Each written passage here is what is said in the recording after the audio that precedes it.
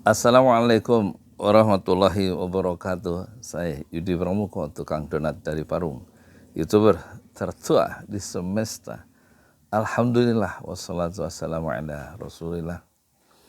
Semoga semua penonton pesantren Jalali sehat ya. Allah anugerahkan kesehatan dan selalu dalam perlindungan Allah Subhanahu wa taala. Allahu waliyuna fid dunya wal akhirah.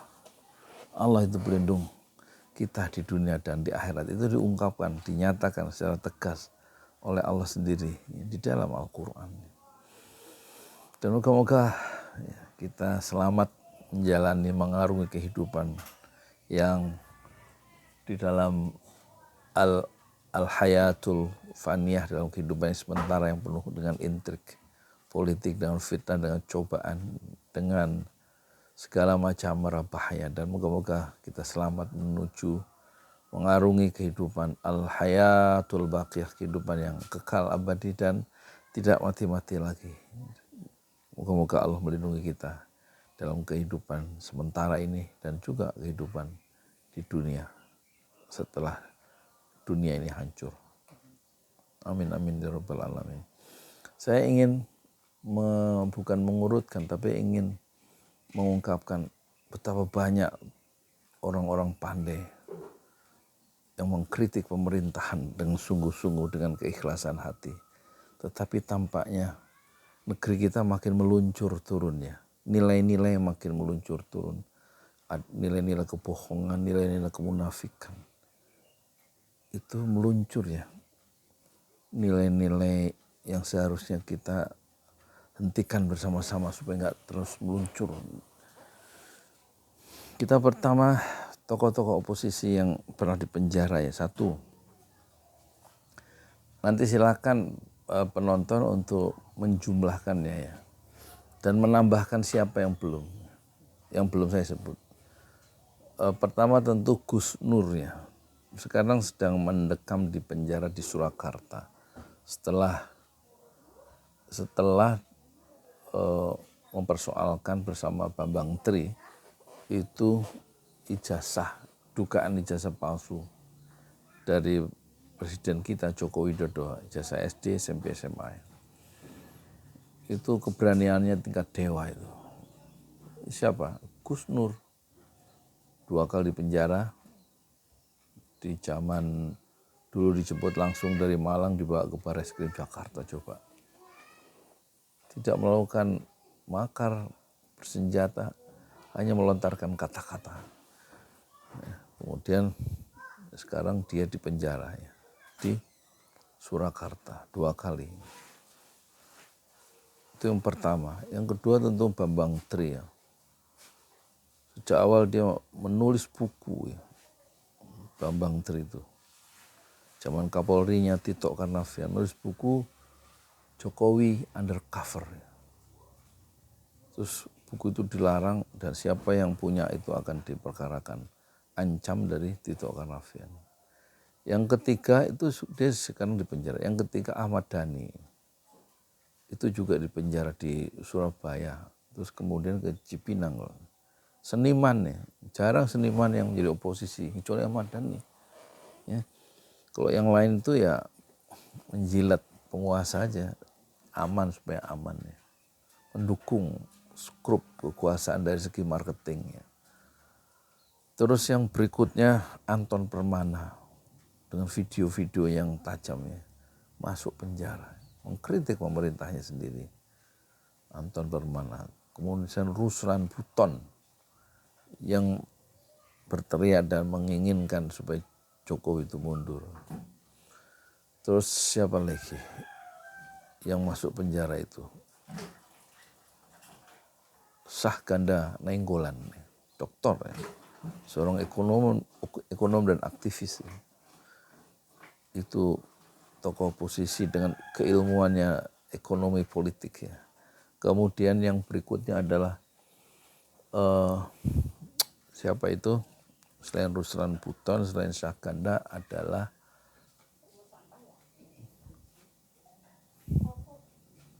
tentu Habib Rizik Syihab. Dia lebih berat penderitaannya dibanding tokoh-tokoh oposisi di rejim Jokowi ini. Dia sekarang masih di penjara. Oh enggak, sekarang sudah tahanan kota. Tapi beberapa kali di penjara. Ya karena sikap amar ma'ruf nahi mungkarnya. Mengkritisi yang mungkar ya. Tidak adilan, tidak jujuran, kebohongan dan lain-lain. Itulah yang dilakukan oleh Habib Rizik Syihab, dan dia sekarang dalam masa tahanan kota bebas bersyarat sampai 2005, sampai pemilu itu selesai gitu. Diatur sedemikian rupa sehingga dia dibatasi manuver-manuver politiknya, terutama ucapan-ucapannya yang menurut penguasa adalah tajam dan berbahaya bagi kekuasaan. Kemudian siapa lagi? Tentu Gatot Nurmantio ya, bekas panglima yang dipecat oleh Jokowi 5 bulan sebelum jabatannya berakhir ya. Kemudian yang sekarang menjadi oposan adalah tentu Anies Baswedan ya, kritik ya tentang jalan tol, tentang mobil listrik, kebijakan pemerintah dengan cara yang lebih halus tentu, dengan data sebagaimana dilakukan oleh Ihsanuddin Nursi. Itu juga punya keberanian dan daya bacanya kuat. Ihsanuddin Nursi oposan ya dari pemerintah. Terus Faisal Basri yang dengan geram dia mengatakan Luhut adalah lebih jahat daripada, lebih berbahaya dari COVID-19. Itu Luhut kata Faisal Basri ya. Jadi selain itu siapa lagi selain Gatot Nurmantio? Nanti penonton bisa ini ya menambahkan lagi siapa yang masuk penjara. Orang-orang terbaik itu kok malah dimusuhi oleh kekuasaan. Harusnya justru difasilitasi sehingga jalannya pemerintahan itu lebih efektif ya. Tidak melakukan deviasi atau penyimpangan. Ya, hati-hati. Tidak melakukan penyimpangan. Tapi watak kekuasaan kalau dikasih tahu itu bandel kayak zaman Soekarno tuh. Semua dipenjara sama Soekarno. Syahrir, Perdana Menteri Syahrir pertama, 2, 3 itu dipenjara. Mas Soekarno memang watak kekuasaan gitu ya. Dia merasa pengen benar sendiri. Muhammad Nasir, Perdana Menteri NKRI yang pertama dipenjara 6 tahun. Oleh siapa? Oleh Soekarno. Apapun alasannya ya. Kartosuwiryo dihukum mati setelah berjuang ya 13 tahun untuk menghilangkan RIK Republik Indonesia Komunis. Dia mau hilangkan pengaruh komunis di pemerintahan itu. Terus kemudian Mokhtar Lubis 10 tahun di penjara dari 56 sampai 66. Kemudian Muhammad Rum, Menteri Luar Negeri, di penjara oleh kekuasaan tuh, orang-orang terbaik. Kemudian Gede Agung, dan senang membubarkan partai itu ya, kelompok-kelompok yang menentang seperti Soekarno membubarkan partai Islam, partai terbesar Islam setelah kemerdekaan, yaitu Masyumi, Majelis Syura Muslimin Indonesia. Itu diancam untuk dijadikan partai terlarang, sehingga bapak-bapak Masyumi itu mengambil sikap yang lebih menyelamatkan, lebih masalah dia membubarkan diri ya, kan tekanan Soekarno. Partai Murba dibubarkan, partai PSI dibubarkan ya. Nah sekarang kita kembali ke rejim ini. Siapa lagi yang Profesor Didik Damanhuri, bukan Damanhuri, Profit Didik J. Rahbini, itu juga frontal ya, mempersoalkan utang yang gila-gilaan ya. Terus Profesor Dr. Amin Rais ya, di podcastnya itu, di channelnya Amin Rais Official, itu semuanya melontarkan Howitzer 153 ke tiang-tiang istana itu. Amin Rais gayanya tidak bisa dinegosiasikan dan tidak bisa diubah oleh rejim manapun. bersifat menohok jantung kekuasaan. Kemudian Rizal Ramli, dokter, itu keberaniannya juga tingkat dewa, dan dia menganggap hari ini dia mengeluarkan itu Twitter bahwa ini rejim gombal katanya, karena memperkaya segelintir oligarki menjadi sangat kaya melintir, sementara rakyat tambah susah. Itu apa namanya,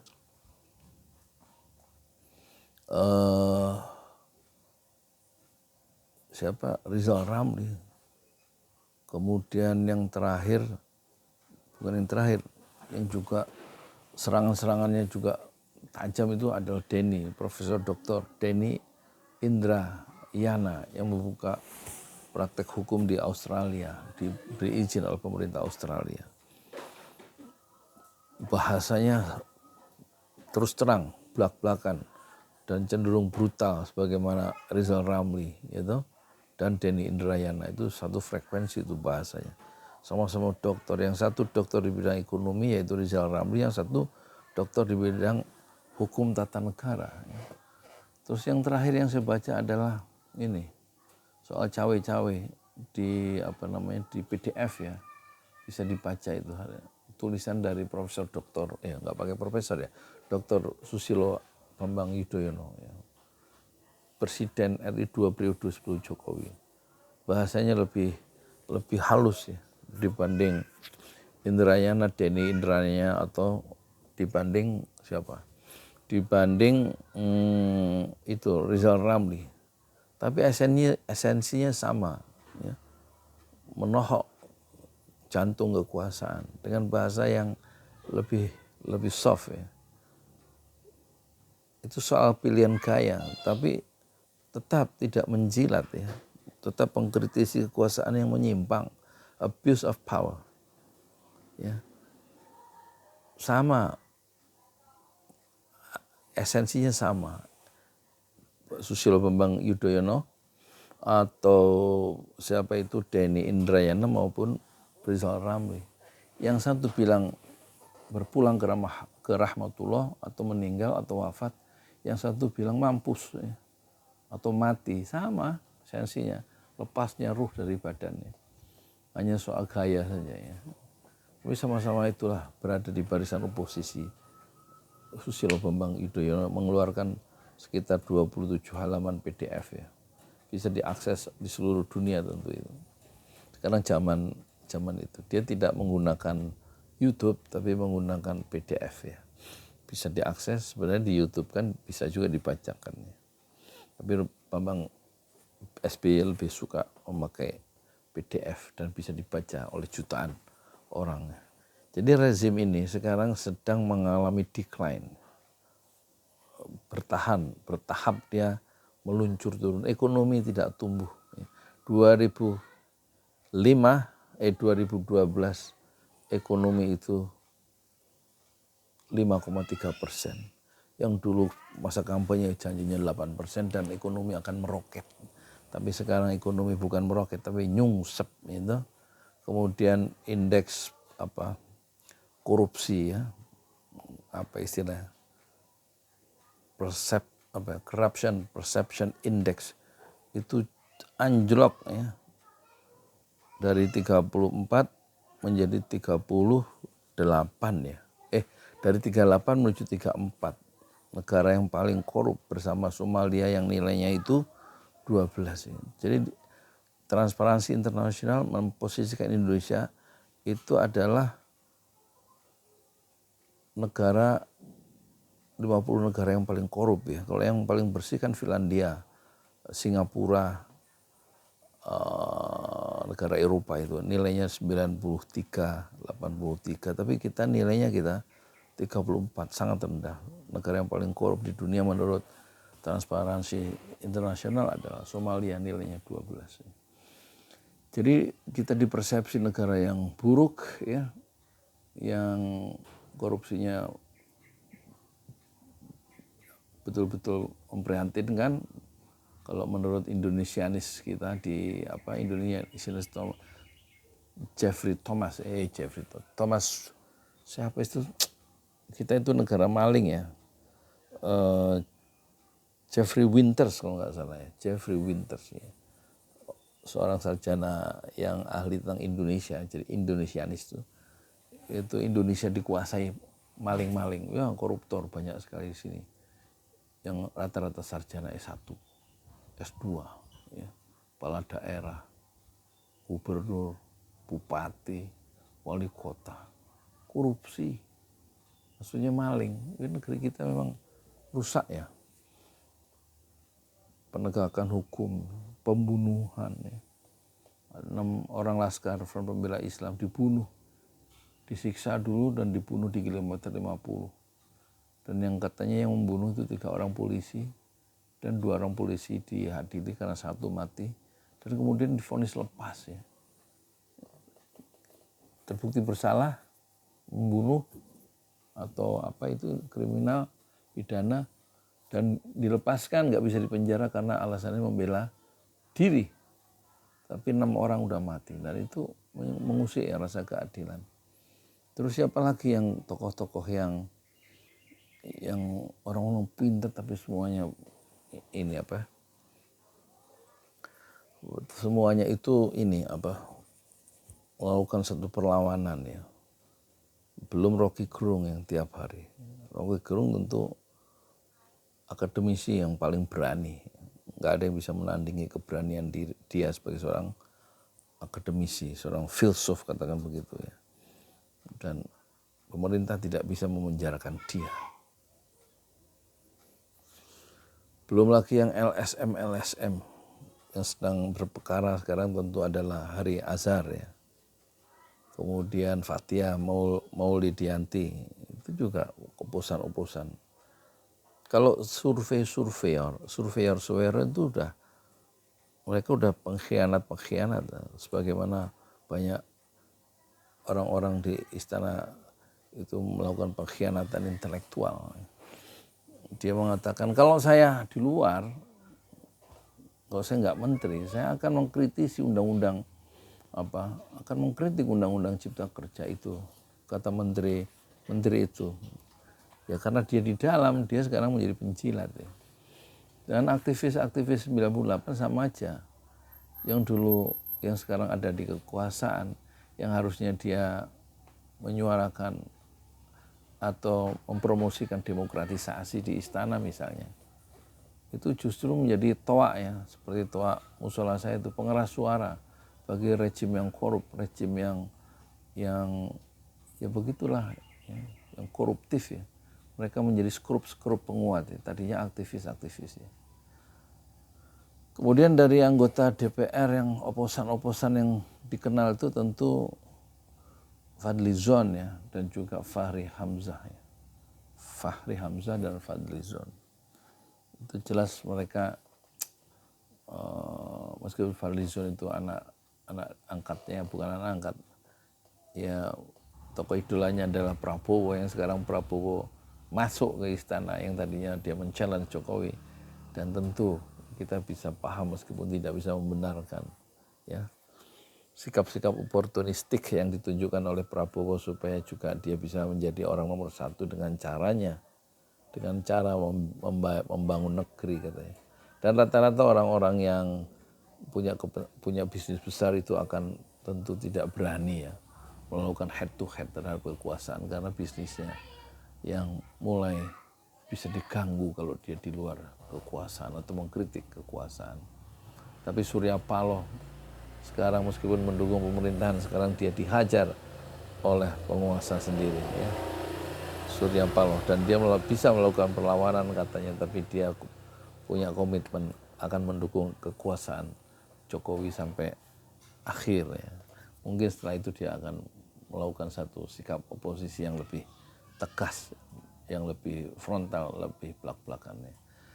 Ya kira-kira siapa lagi, mungkin yang terakhir yang baru saya dapatkan adalah kemarin Faisal Assegaf ya, yang begitu penuh dengan marah dia mengatakan rejim ini adalah rejim tipu-tipu, terutama IKN dan proyek-proyek lainnya. Faisal Assegaf ya, saya baru pertama dan sudah dimuat ya di Pesantren Jola ini. Itulah sekedar catatan bahwa betapa banyak orang-orang pandai di negeri ini tidak dimanfaatkan oleh rejim ini, justru dimusuhi, justru ditekan, justru dipersulit ya. Seharusnya justru harus diabsorb, harus diserap, kemudian bisa meninggalkan ya, warisan yang indah dari rejim ini, karena tidak pernah memukul lawan-lawan politiknya dan memenjarakan dan membunuh orang ya, dalam peristiwa demonstrasi Mei 2019 di depan Bawaslu sampai mati 10 orang ya, dianiaya oleh aparat, dan kemudian juga yang 6 orang itu mati dibunuh oleh polisi Polda Metro Jaya, dan kemudian juga kematian yang luar biasa yang nanti baru diselidiki, ribuan berapa ratusan orang mati, petugas pemilu ya, sampai 800 dan 11.000 orang masuk rumah sakit ya. Ini satu keanehan-keanehan dalam rejim ini ya. Mungkin satu saat sejarah akan menuliskan dengan cara yang lebih adil dan lebih jujur tentang rejim ini. Saya Yudi Pramuko, tukang donat dari Parung YouTuber tertua di semesta Fasbir, Sabrun Jamilah, bersabarlah dengan kesabaran yang indah. Assalamualaikum warahmatullahi wabarakatuh.